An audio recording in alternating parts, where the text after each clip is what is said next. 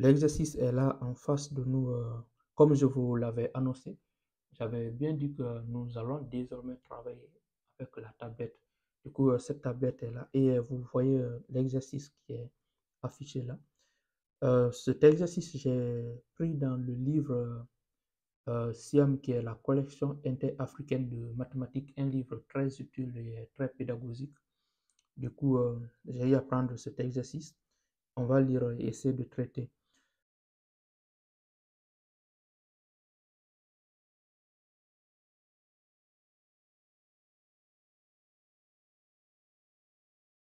Une urne contient 10 boules, dont 3 sont roses et les autres sont bleues. Donc, nous avons une urne, souvent, vous devez l'imaginer comme si vous avez en face de vous une boîte noire dans laquelle se trouvent des boules. Les boules, c'est comme les billes que les enfants utilisent pour jouer. Vous pouvez imaginer la scène comme ça. Donc, il y a 10 boules dedans. On dit que les 10 boules, il y a 3 qui sont roses. Donc, on a par exemple une, deux, trois qui sont roses. Et les autres sont bleus. Donc, je choisis ça comme le bleu. Vous avez un, 2, 3, 4, 5, 6, 7. Du coup, l'ensemble fait 10 puisque c'est ce qu'on nous a dit ici que 10 boules. Et 3 sont roses. Les roses, j'essaie de les représenter. Du coup, qu'est-ce que nous allons faire? On va poursuivre la lecture. On nous dit que la question 1, quelle est la probabilité pour qu'une boule prise au hasard soit rose? Et je voudrais vous rappeler quelque chose. Les exercices ne sont pas difficiles si vous apprenez les cours, les leçons. Et j'ai plusieurs vidéos déjà réalisées. Si vous essayez de les suivre, les exercices pareils là vous deviendront beaucoup plus faciles. Mais quand cela ne tient, ce que nous allons faire dans cette vidéo vous permettra de bien comprendre l'exercice. Calcul de probabilité. 2, on dit on prend successivement et avec remise 3 boules au hasard. Quelle est la probabilité pour que les 3 boules soient roses? Nous sommes là. 3, on nous dit quoi? On prend simultanément 3 boules au hasard. Quelle est la probabilité pour que les 3 boules soient roses? On a fini de lire l'exercice et on va essayer de le traiter ensemble. On commence par la première question. La première question, on nous dit quoi? Quelle est la probabilité pour qu'une boule prise au hasard soit rouge? Nous allons prendre 1. Et nous allons prendre aussi B comme l'ensemble des boules. Du coup, des 10 boules, je prends.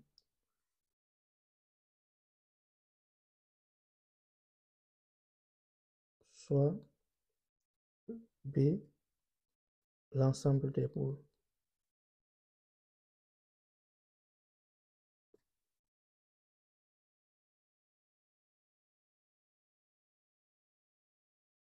De l'une. L'ensemble B sera égal à quoi? B sera égal. Comme nous avons 3 boules rouges, je choisis une couleur rouge par exemple pour les 3 boules. Donc je note B1 par exemple. B, 3 boules rouges. Nous avons 3 boules rouges et les autres sont bleus. Donc il va rester, quand on prend 3 boules rouges, dans 10, il va rester 7.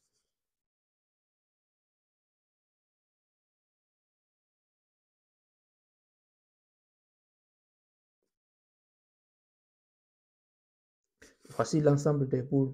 Au total, nous devons avoir 10. 1, 2, 3, 4.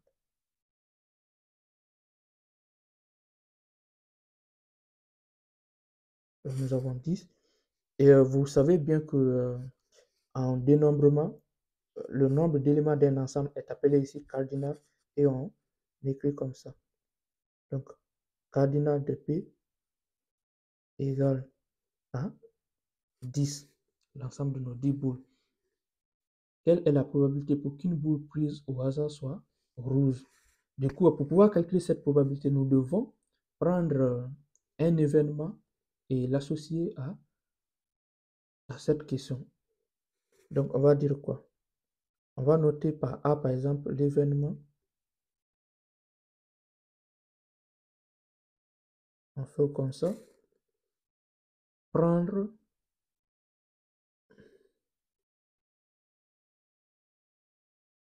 une boule rouge.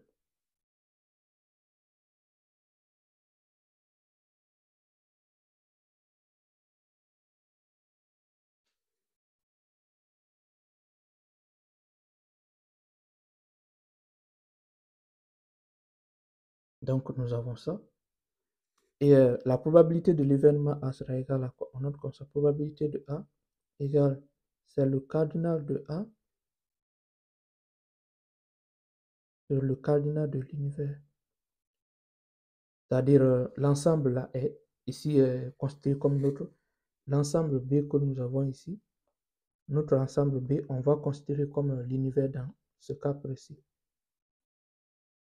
Donc, cardinal de B. Du coup, nous connaissons déjà le cardinal de ça et nous devons calculer le cardinal de A.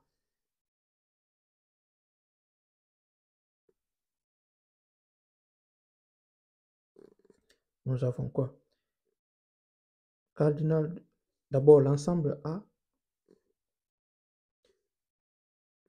Pour pouvoir calculer le cardinal de A, il faut d'abord trouver l'ensemble A. L'ensemble A, comme nous avons besoin de prendre une boule rouge ici, prendre une boule rouge, nous avons combien de boules rouges? Nous avons 3 boules rouges. Donc l'ensemble A sera égal à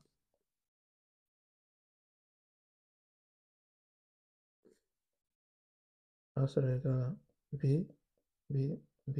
C'est-à-dire 3 boules rouges. Et du coup, le cardinal de A sera égal à quoi? 3, car nous avons 3 boules rouges. Donc si ça c'est fait, on revient maintenant calculer, appliquer juste la formule, c'est pas difficile. Ça fait 3 sur le cardinal de B qui est 10. Voilà, nous avons fini de répondre à la première question. Et si ça c'est fait, on va revenir à la deuxième question.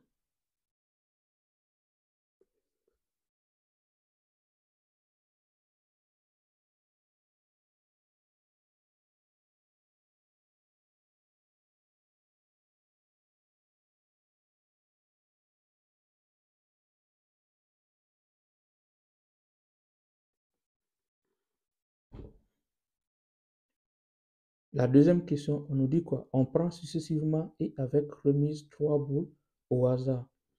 Du coup, 2. Il faut d'abord choisir l'univers qui est associé à cette expérience aléatoire. Donc, on va se dire quoi? Soit homme, l'univers associé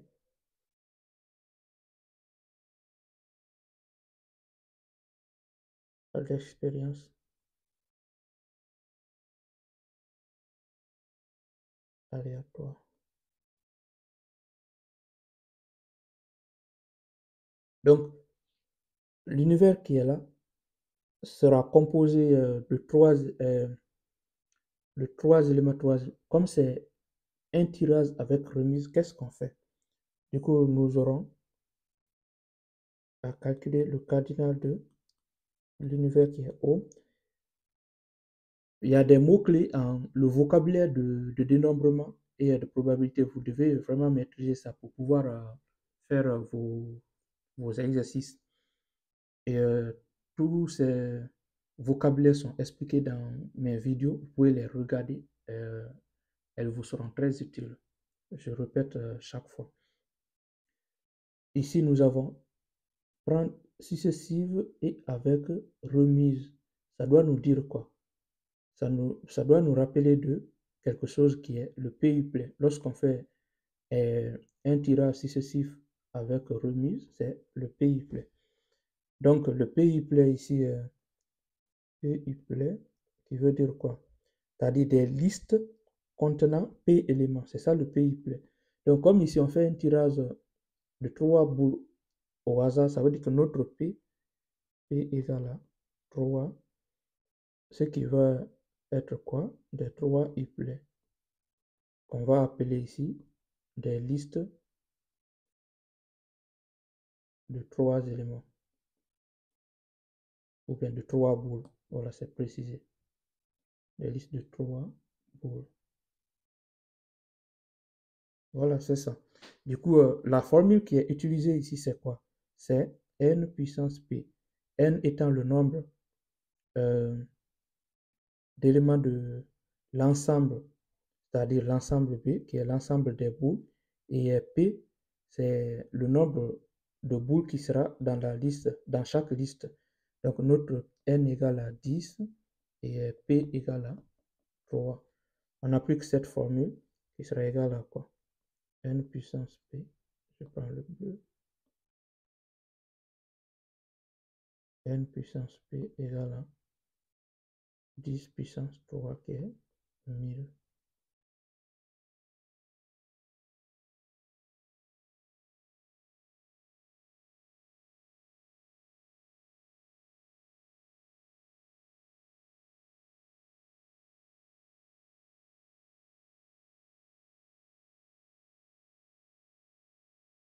Avec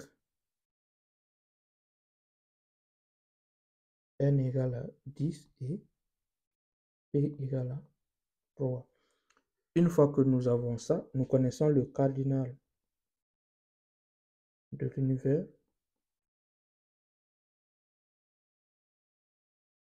On garde ça. On revient. On dit quelle est la probabilité pour que nous sommes là.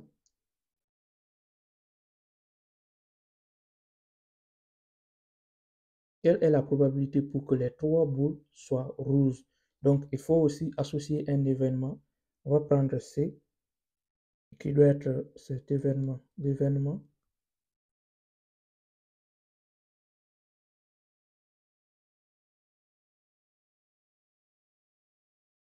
prendre trois boules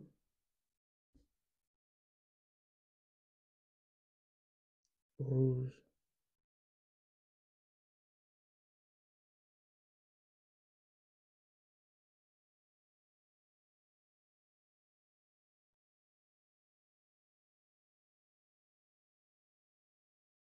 Du coup, comment nous allons calculer le cardinal? Il faut trouver le cardinal de l'ensemble C. Il sera égal à quoi?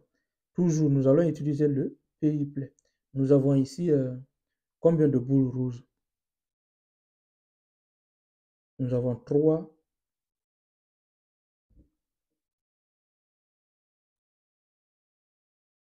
Nous n'avons que l'ensemble des boules rouges ici égal à le nombre de boules rouges ici égal à 3. Donc, on prend successivement et avec remise, nous aurons 3 éléments pris 3 à 3, ce qui nous donne 27.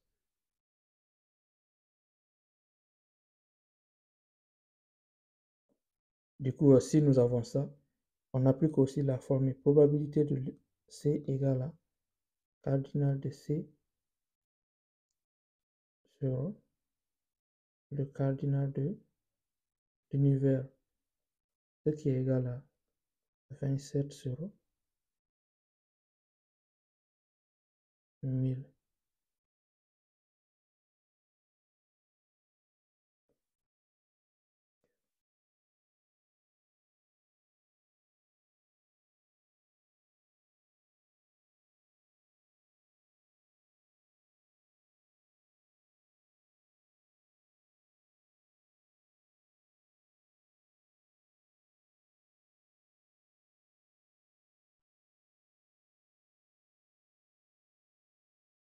Et voilà, nous avons calculé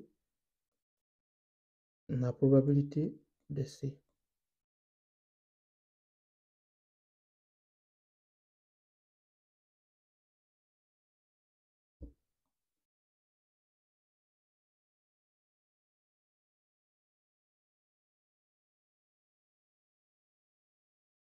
Nous allons passer maintenant à la troisième question.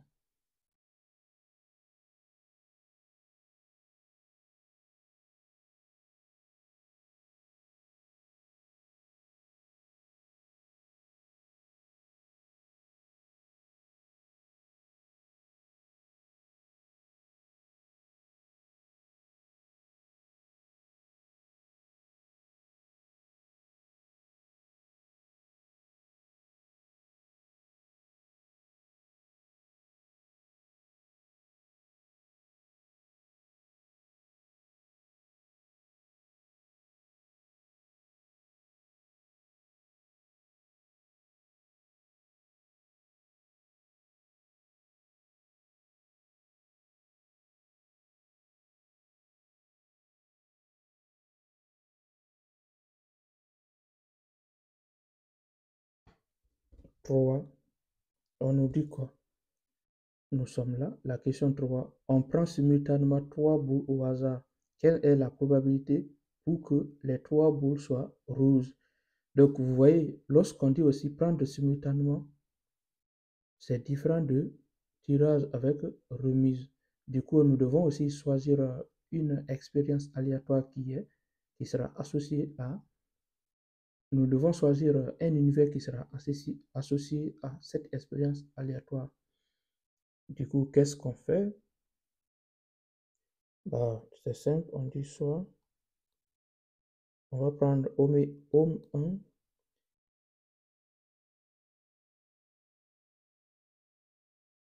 l'expérience aléatoire.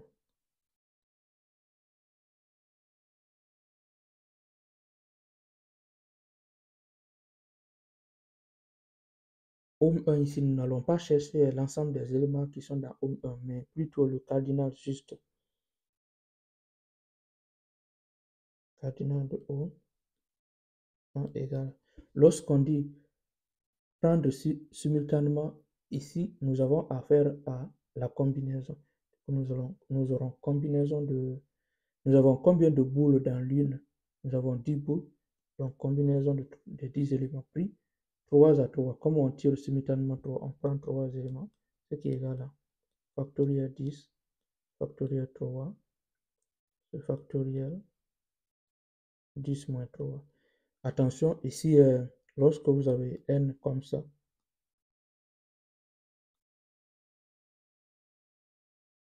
n comme ça représente la factorielle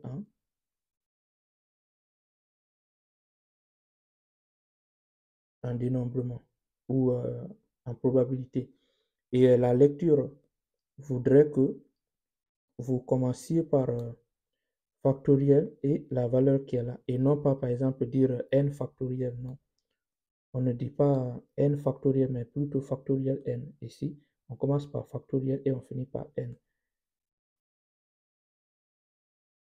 La même chose, si vous avez par exemple, comme ça, vous direz factoriel 10 et non pas 10 factoriel. Comme ça, c'est factoriel 0 et non pas 0 factoriel, ainsi de suite. J'espère que vous avez compris. On continue. On va calculer cette valeur. C'est 10 fois 9 fois 8, 0,3 fois 2 fois 1. Du coup, qui va nous donner, je crois, 120, si j'ai bien calculé. Vous pouvez essayer de calculer pour voir. Parce que je crois que nous aurons ici, nous avons 3 et 9. Bah, je prends 10 fois 3 fois 4. Donc les deux là me donnent 12 et puis 120, c'est ça. Donc on continue. Une fois connaissant ça, nous devons chercher à associer à la question un événement. On dit quoi? Quelle est, à partir de là, quelle est la probabilité pour que les 3 boules soient rouges? La probabilité pour que les 3 boules soient rouges, on va dire encore, il faut associer un événement, je dirais. Donc, un événement D, par exemple, D, l'événement.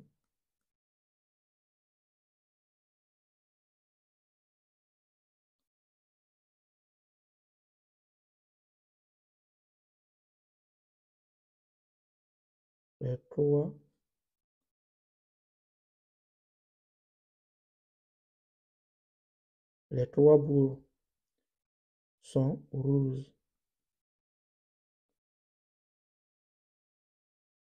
Cette fois, nous avons affaire à la combinaison. Du coup, le cardinal de D égale à quoi? C'est égal à la combinaison de 3 éléments, puis 3 à 3, ce qui donne 1 ici. On ne va pas se fatiguer à calculer, nous avons déjà eu à parler de tout ça là dans les cours.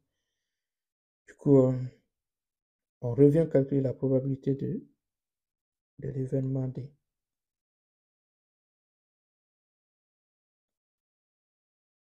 C'est égal à quoi? C'est le cardinal de D. Si vous n'avez pas compris des parties ou bien vous avez des questions, n'hésitez pas à les poser en commentaire et je viendrai vous répondre pour plus de détails. Abonnez-vous à la chaîne, venez laisser des commentaires, invitez vos amis à venir s'abonner, à suivre les cours. Cela nous fera grandir. Merci. On se reprend pour une nouvelle vidéo.